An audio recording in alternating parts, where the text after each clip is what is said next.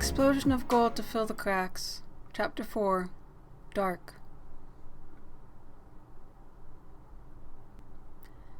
Chapter warnings are in the description below. It must have been a cell, a small room, if not outright someplace designed for keeping a prisoner. No large drafts, no echoes, and Spider-Man never seemed to walk very far when he was there. The summer made the room warm enough, but he stank of sweet, nitroglycerin and sweat with no showers forthcoming. The smells of urine, blood, and puke didn't help. At least he still had one hand away from his face to be able to let off some smoke, adding to the sickly cocktail. He was bound too tight for it to be safe to create any type of explosion, but he had enough half-formed sparks to turn into smoke, which helped to cover up the worst of the smells. When the crickets faded, the bug villain didn't appear that morning. Katsuki waited, hoping for water, wishing for food and freedom.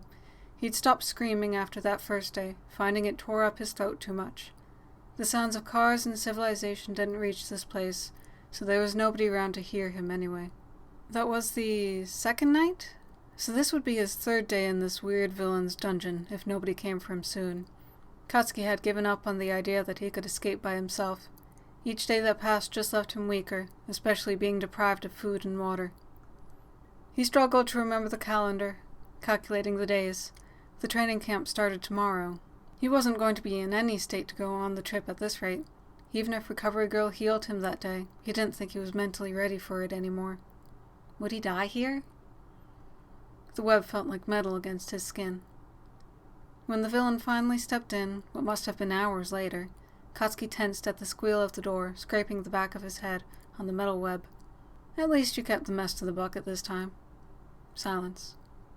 You know, there are rumors going around about you in the unofficial rings that the League of Villains wants to recruit you, he went on. I don't see why they would want you, though. You're a disgusting mess who gives up after 3 days.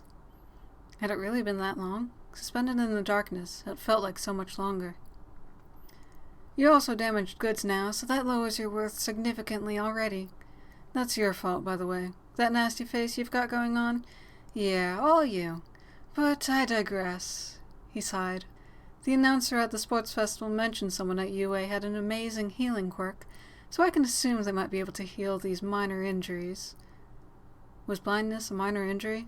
His sore throat that tasted like blood? Minor? The aches and roaming numbness? Minor? The starvation and dehydration? Minor? If someone finds you, I mean, the villain added. You're obviously not going to break out yourself. You know, you're a handful. I have to take time out of my day to come check on you. And the smell. Yuck! I'm considering leaving you here for the next guy to find, and let them figure out what to do with you. Katsuki was quiet. Every gulp scraped his throat.